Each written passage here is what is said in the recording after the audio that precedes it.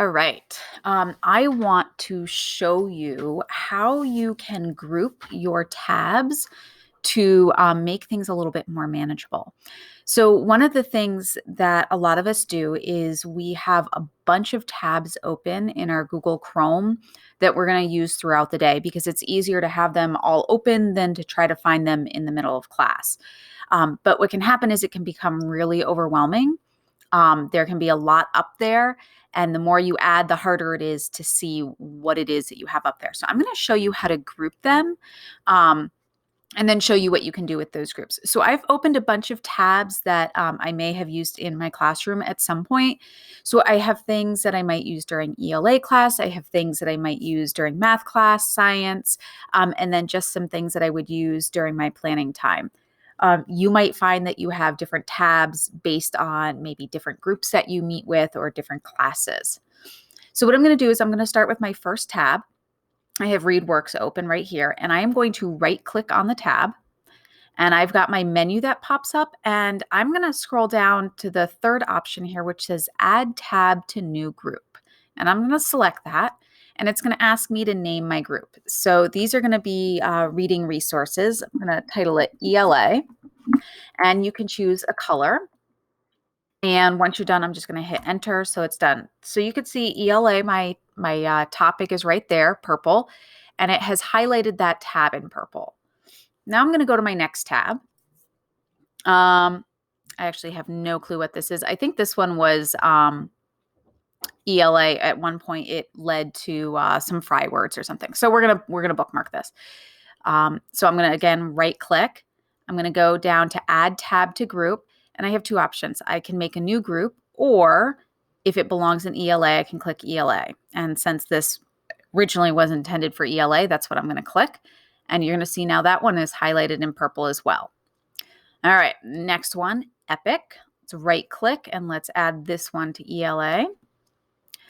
Now, my next one is Bridges. So this one's going to be math. So I'm going to right click on this one, go down to Add Tab to Group, and I'm going to create a new group. Call this one Math. Give it a different color. Enter. And you can see that math is pink and this tab is highlighted in pink. The next one, let's add it to the math group. Zern, let's add it to the math group. I have another Bridges tab. Let's add it to the math group. All right, then I have my inbox. This would be something I might use during my planning time. So I'm just going to call this one Plan. My drive, might use this one during my planning time. I have the website to a class I'm taking, so this one might come up in my planning time. Science. So we're going to create a new tab here. Call this one Science. One orange. Another Science.